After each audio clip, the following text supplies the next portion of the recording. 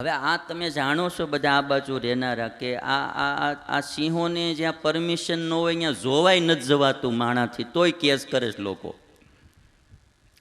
એમાં લાફો મારી દેવો. એ લાફો માર્યો ને સિંહ ઊભો થયો ને પછી જે વાંદરાએ ખેખટિયા કર્યા છે ભાઈ. હવે વાંદરો તો દોડે બહુ ને એમાં બધા કોઈ ટુરિસ્ટ લોકો ગયેલા ને એમાં એક ન્યૂઝ પેપર પડ્યું હતું. વાંદરાને એમ થયું કે અમથાય મર્યા ને અમથાય મર્યા. ન્યૂઝ પેપર લઈને વાંચવા બેસી ગયું આમ. અને સિંહ દોડતો દોડતો આવ્યો ને કહે છે કે લા ભાઈ વાંદરાને જોયો? આવડાને તો આમ છાપું પકડેલું કે કયો વાંદરો ઓલા સિંહને લાફો માર્યો ઈ? તે સિંહ કે ઘડીકમાં ન્યૂઝ પેપરમાં આવી ગયો છે કે હેડલાઇનમાં છે આમાં તો. સિંહ કે હવે બધાને ખબર જ પડી ગઈ, પાછો વળી ગયો. એ થાતા થઈ જાય પછી પશ્ચાતાપ બહુ થાય. અશ્વત્થામા ભાગ્યો, અર્જુન પાછળ. એમ થયું ને અશ્વત્થામાને હવે હું બચીશ નહીં, એટલે એને છેલ્લો પ્રયોગ બ્રહ્માસ્ત્રનો કર્યો. પેલા મંત્રાથી અસ્ત્રો બધા ચાલતા હતા, એટલે બ્રહ્માસ્ત્ર છે લાસ્ટ પ્રયોગ કે જ્યારે પોતાના પ્રાણ અતિ સંકટમાં હોય તો જ બ્રહ્માસ્ત્રનો પ્રયોગ થાય. અશ્વત્થામાએ બ્રહ્માસ્ત્ર માર્યું. અર્જુને કૃષ્ણને પૂછ્યું, પ્રભુ આ તેજનો ગોળો શું ચાલ્યો આવે છે? કૃષ્ણ કહે છે કે અર્જુન અશ્વત્થામાએ બ્રહ્માસ્ત્ર છોડ્યું છે. તારે બચવું હોય તો તું પણ બ્રહ્માસ્ત્ર માર અને બંને બ્રહ્માસ્ત્રને મંત્ર વિદ્યાથી પાછા વાળી લે. અશ્વત્થામાને બ્રહ્માસ્ત્ર મારતા આવડે છે, પાછું વાળતા આવડતું નથી. અને તને બંને આવડે છે, તું બ્રહ્માસ્ત્ર મારીને પાછા વાળી લે. અર્જુને બે બ્રહ્માસ્ત્રને પાછા વાળી લીધા. અશ્વત્થામાને પકડી લીધું, બાંધ્યો. અને ભગવાન કૃષ્ણ ત્યાં આવીને કહે છે કે અર્જુન તું એને મારી નાખ. અર્જુન કહે છે કે પ્રભુ આ મારા ગુરુનો દીકરો છે. અરે પણ તારા 5 દીકરાને મારનારો છે, આ મારી નાખ. અર્જુન કહે છે કે પણ પ્રભુ આ બ્રાહ્મણનો દીકરો છે, મારાથી મરાય નહીં. ક્ષત્રિયનો ધર્મ છે બ્રાહ્મણની રક્ષા કરાય, મરાય નહીં. કૃષ્ણ ભગવાન કહે છે કે પણ તે દ્રૌપદી આગળ પ્રતિજ્ઞા કરી છે કે આનું માથું કાપીને લાવીશ. ભગવાન છે ને અર્જુનની પરીક્ષા કરતા હતા કે આની ક્ષમા કે ધીરજ ક્યાં સુધી છે. અને કૃષ્ણ એને ચડાવે કે તું મારી નાખ, પણ અર્જુન કહે છે ના પ્રભુ હું મારીશ નહીં. પણ તે દ્રૌપદી આગળ પ્રતિજ્ઞા કરી એનું શું? અર્જુન કહે છે કે હું આને દ્રૌપદી પાસે લઈ જઈશ, જે નિર્ણય કરવો છે એ દ્રૌપદી કરશે. અને અર્જુન દ્રૌપદી પાસે અશ્વત્થામાને લઈને આવે છે. અને જ્યારે દ્રૌપદી પાસે અશ્વત્થામાને બાંધીને લાવવામાં આવ્યો ત્યારે દ્રૌપદી એટલું બોલી, ઉવાચ ચાહસંત્યસ્ય બંધનાનયનમ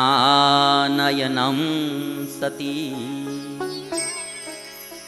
મુચ્યતામ મુચ્યતામ એષ બ્રાહ્મણો નિતરામ ગુરુ. દોરડાથી બાંધેલો અશ્વત્થામાને જોયો ને દ્રૌપદી ત્યારે એટલું બોલી કે આને બંધનમાંથી છોડી દો. મુચ્યતામ મુચ્યતામ એષ, આને છોડી દો, છોડી દો. બ્રાહ્મણો નિતરામ ગુરુ, એક તો આ બ્રાહ્મણ છે એ બધાનો ગુરુ કહેવાય, અને એમાંય વળી પાછો તમારે તો ગુરુનો પુત્ર, એને છોડી દો. મારે આ પ્રસંગ પ્રથમ સ્કંદનો એટલા માટે સંભળાવો. દ્રૌપદીના 5 દીકરાને જેણે મારી નાખ્યા એ દ્રૌપદી આજે અશ્વત્થામાને માફી આપે છે કે એને તમે છોડી દો. દ્રૌપદી ક્ષત્રિયાણી હતી. આ દ્રૌપદી કોઈ વાણિયાની પત્ની નહોતી, ક્ષત્રિયાણી હતી. અને ક્ષત્રિયનો ધર્મ છે અણે અને અણવામાં વાંધો નહીં, પણ છતાંય આજે દ્રૌપદી 5 દીકરાને મારનારા અશ્વત્થામાને એમ કે એને છોડી દો, છોડી દો. કેટલી મોટી માફી આપી એ તમે વિચાર કરો.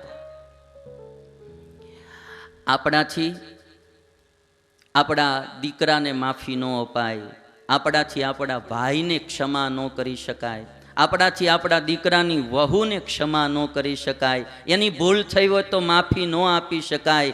આ તો શત્રુને માફી આપી દેવી આ આપણી હિન્દુસ્તાની નારીનું દૈવત છે ભાઈ.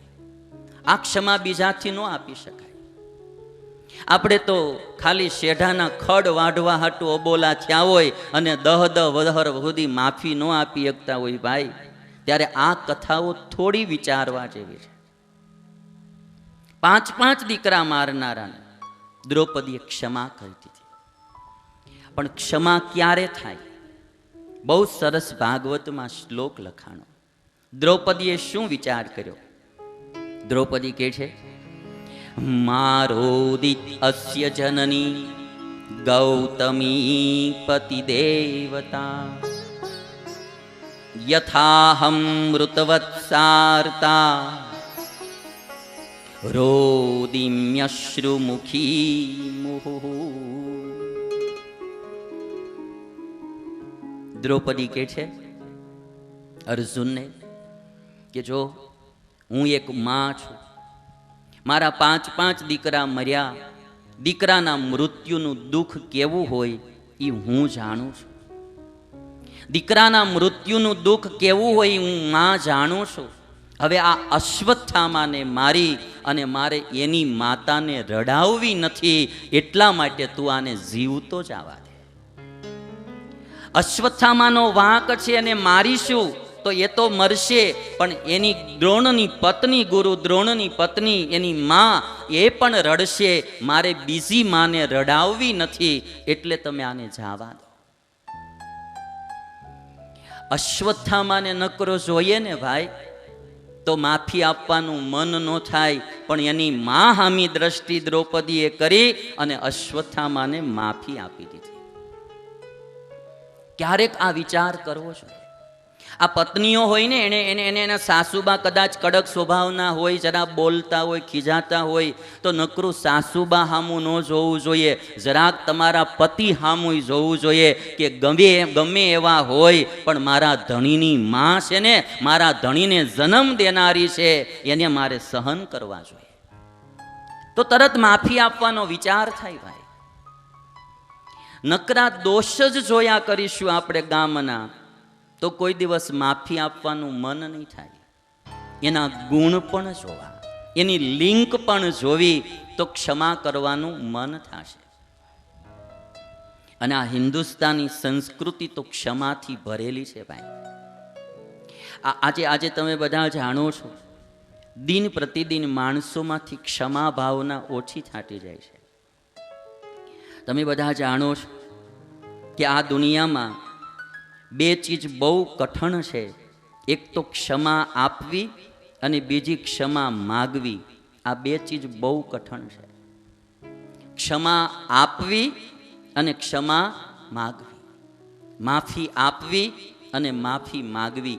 ભૂલ થાય આપણી તો માફી માગી લેવી કે ભાઈ મારી ભૂલ થઈ ગઈ હો, મને માફ કરજો. પતિ હોય, પત્ની હોય, દેરાણી હોય, જેઠાણી હોય, સાસુ હોય, વહુ હોય, એકાબીજાની ભૂલ થાય, આપણને ખબર પડે કે આ મારી ભૂલ થઈ, તો સામે ચાલીને માફી માગી લેવી જોઈએ. દીકરાની વહુ હોય તો સાસુબાને કહેવું જોઈએ, બા મારાથી ભૂલ થઈ ગઈ, મારાથી વધારે બોલાઈ ગયું, તમે રાજી રહેજો. ક્યારેક કદાચ સાસુબાથી વધારે બોલાઈ જાય તો દીકરાની વહુને કહેવું જોઈએ કે બેટા મારે કાલ વધારે તમને કહેવાય ગયું, રાજી રહેજો. તરત તમારે સારું થઈ જાય. પણ ઈગો માણસને માફી માગવા દેતો, અભિમાન, અહંકાર એ માણસને માફી માગવા દેતો નથી, એ ક્ષમા કરવા દેતો નથી. જાતું કરવું છે.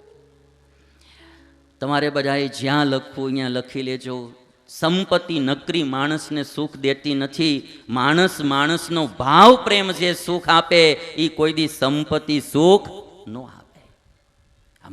માણસનો ભાવ પ્રેમ, અને ભાવ પ્રેમને જાળવવો હોય તો ક્ષમા આપતા શીખવું જ પડે. માફી માગતાય શીખવું પડે અને માફી આપતાય શીખવું પડે. એક સાસુબા હતા, એને દીકરાની વહુ માટે સાસુબા જે કંઈ એની પર્સનલ મની હોય, જે કંઈ પૈસા સંપત્તિ કોઈ આપ્યા હોય, ક્યાંય ગયા હોય, કે જે કંઈ મળ્યા હોય તો બા પોતાની પાસે રાખતા હોય. એની ભેગા થયેલા રૂપિયામાંથી એના દીકરાની વહુ માટે એણે એક નથડી બનાવી દીધી સાસુબાઈએ. પોતા માટે કાંઈ રૂપિયા ન વાપર્યા, જે કંઈ પૈસા ઘણા વર્ષના ભેગા થયેલા બા પાસે, ગામનો પ્રસંગ, અને એ ભેગા કરેલા રૂપિયામાંથી દીકરાની વહુ માટે એણે નથડી બનાવી દીધી અને કીધું કે બેટાને મૂકી ન રાખતા, રોજ તમ તારે પહેરજો. દીકરાની વહુ રોજ એ નથડી પહેરે. સમય જાતા એક દિવસ ક્યાંય નદીમાં નાવા ક્યાંય ગયેલા કે એમાં નથડી ખોવાઈ ગઈ. હવે ક્યાં ગઈ ખબર ન પડી દીકરાની વહુને. બાએ પોતાની પર્સનલ મનીમાંથી નથડી બનાવી દીધેલી, એટલે દીકરાની વહુને એમ થયું કે બાને ખબર પડશે કે આ નથડી ખોવાઈ ગઈ તો કદાચ મને ખીજાશે, થોડા નારાજ બી થશે કે મેં મારા આટલા ભાવથી બનાવી દીધી ને તે હાચવી નહીં. એટલે દીકરાની વહુ બને ત્યાં સુધી બાની સામું મોઢું ન બતાવે. એ સમય લાજ કાઢવાનો સમય, એટલે બને ત્યાં સુધી મોઢું ઢાંકે. સાસુબાને ખબર પડી ગઈ કે આની નથડી ખોવાઈ ગઈ છે, એટલે સાસુબાએ વળી પાછી ગમે ત્યાંથી પૈસાની સગવડ કરી અને બીજી નથડી બનાવડાવી અને એક દિવસ દીકરાના વહુની હાથમાં નથડી દીધી કે બેટા, ઘણા સમય થયા તમારું નાક નથડી વિનાનું છે, લ્યો આ બીજી નથડી પહેરી લેજો. અને ત્યારે દીકરાની વહુએ એટલું કીધું હતું કે બા, મારી નથડી ખોવાઈ ગઈ હતી, તમને ખબર છે? હા બેટા, મને ખબર છે. તો તમે કંઈ કીધું કેમ નહીં? બેટા, નથડી તો બજારમાંથી મળે, પણ દીકરાની વહુનો પ્રેમ ફરી બજારમાંથી થોડો મળે.